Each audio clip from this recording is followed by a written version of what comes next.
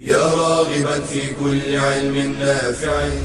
ينمو العلم ويتقدم بتقنياته ومجالاته، ومعه نطور أدواتنا في تقديم العلم الشرعي. أكاديمية زاد أكاديمية ينبوعها صاف ليروي غلة الظمآن. وتعلم الفقه الميسر عاملا بالشرع دون تعصب لفلان. بشرى لنا زاد أكاديمية للعلم كالأزهار في البستان.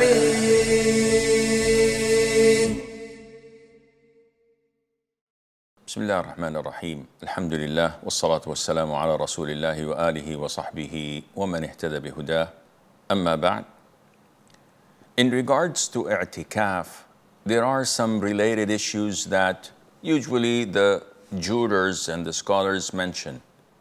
Among them is that i'tikaf, as mentioned, has to be performed in a masjid, which means that a woman in her home, sitting there in a secluded room, that wouldn't be classified as i'tikaf. Nor if a person chooses a prayer hall in a mall or in a souk or in a residential building, that wouldn't be qualified as i'tikaf, though people pray there, because i'tikaf has to be in a masjid.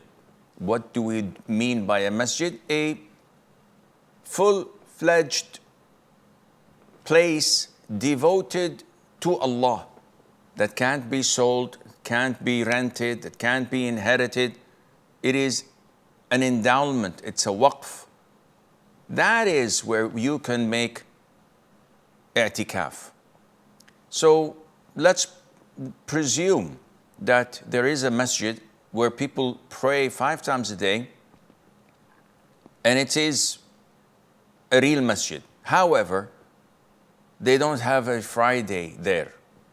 It's not a jami'. In this case, one can make i'tikaf, but when the time for Friday prayer is due, he must leave and go and pray Friday in another adjacent masjid and come back soon afterwards. And wherever he sits in the masjid is permissible, whether it's in the roof or in the basement or in anywhere related to the masjid, that is fine. Now, i'tikaf, as stated before, was done by the Prophet ﷺ in the first 10 nights, then in the middle 10 nights, and it was finally settled to be done at the last 10 nights of Ramadan.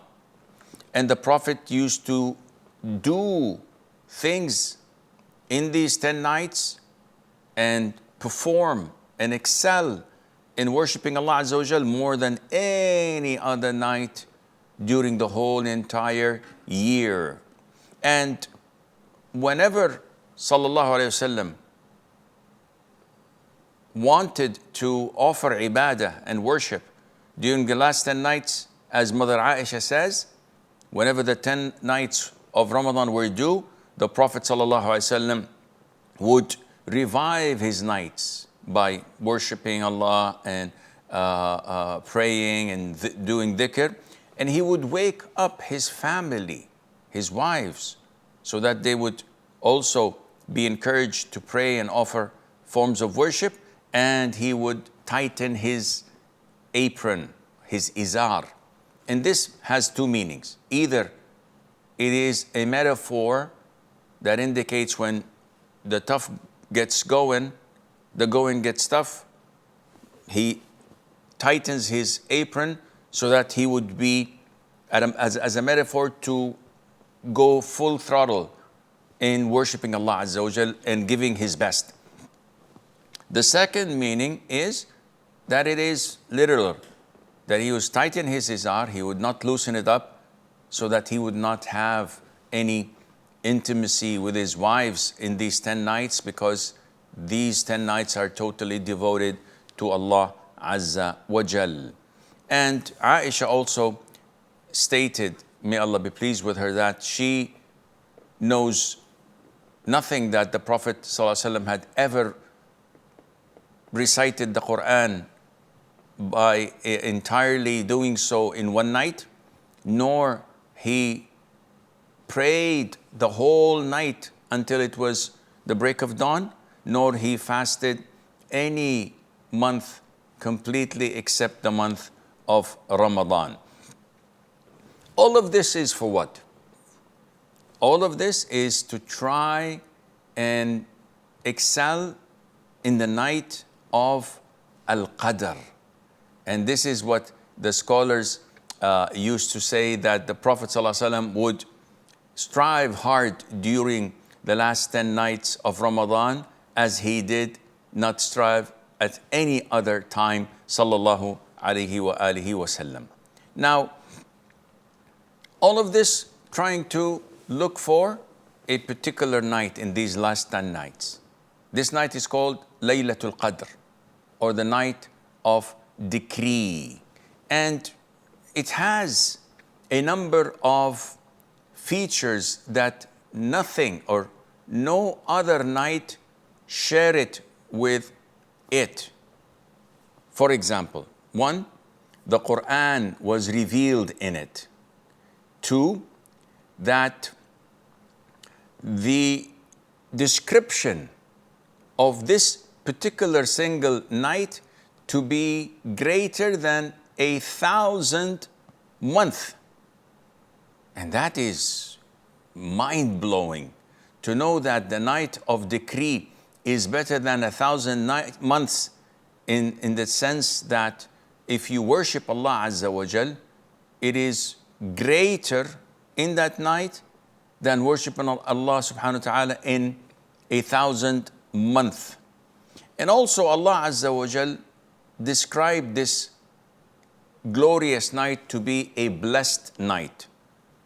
Allah subhanahu wa ta'ala says, indeed we sent it down during a blessed night. So this night is a blessed night. And in it, the angels, alongside Jibreel, peace be upon them, would descend, and a lot of barakah, a lot of blessing of Allah Azza wa Jal would be spread all over the place. And this tells you that Jibreel, who stands alone among all the angels for his greatness and his closeness to Allah Azza wa Jal, was mentioned alone with the angels, to show you how honored he is. And Allah also described this night to be blessed until the break of dawn, which means that in general, the devils cannot execute things they would normally do in other nights, generally speaking. So it is a blessed night, it is a safe night, and Allah Azza wa Jal exempts a lot of the people from torment and from punishment.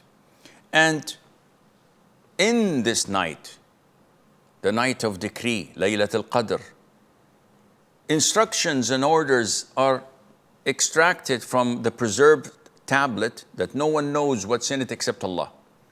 And it is revealed to the angels so that they would know what is going to happen in this particular year. So who would die and what kind of provisions are to be distributed and what will happen in it.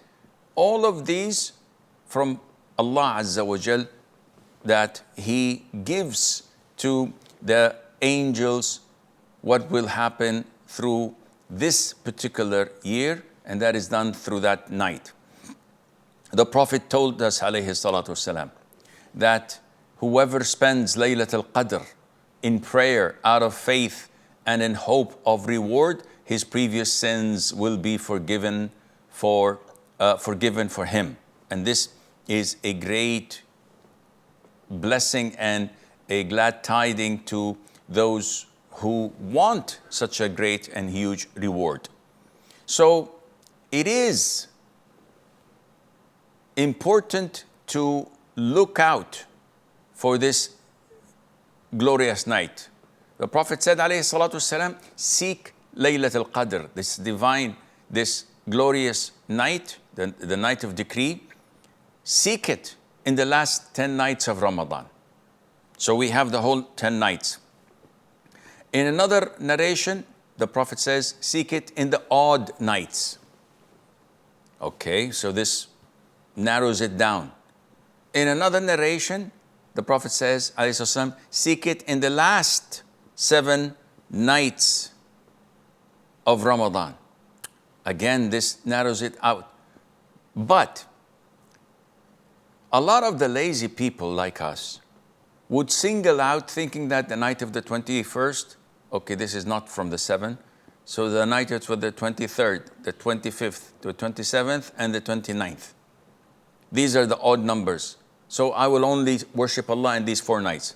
And the rest of the 6 nights, I don't care, because the possibility are negligible or even slim or even not found.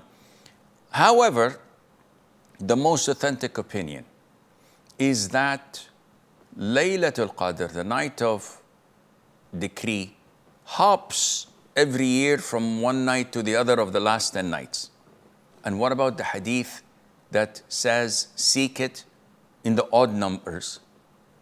Ibn Taymiyyah has a very beautiful understanding. When he compiled all the hadiths that speak about Laylatul Qadr, he found that there are hadiths stating that seek the odd nights remaining. So there is a hadith where it says, seek it for 1 night left, 3 nights left, 5 nights left, 7 nights left. How would I know how much is left? Because Ramadan can be 29 and can be 30 nights. So when it is 30 nights, the odd numbers would be 21st, 23rd, 25th, 27th, and 29th. But when Ramadan ends being 29 days, the remaining would be 22nd, 24th, 26th, and 28th. And this means that we cannot tell the odd nights of the last 10 nights except after the month is over, when we can tell whether it's 29 days or 30 days. And this cannot be known to us until we sight the moon at the end of the month and know that tomorrow is Eid. By this analogy, Ibn Taymiyyah says, this is the logical thing, that in these 10 nights, we cannot tell up front which is most likely to be, and we have to do our level best in the whole 10 nights. And the Prophet ﷺ instructed Mother Aisha to make dua in the night of decree. She says, O Prophet of Allah, if I think it is Laylatul Qadr, what do you think I should say? Can you tell me something that would get me closer to Allah? And the Prophet said, ﷺ, say, Allahumma innaka afuun tuhibbul afwa fa'fu anni. Oh Allah, you are forgiving, you love forgiveness, so forgive me. And this is one of the greatest dua that one should try their level best to say and maintain. So what are the signs of Laylatul Qadr? So many people speak about signs, and most of these signs don't have authentic hadith to back them up. So if there is no authentic hadith, put them on the side and don't follow them.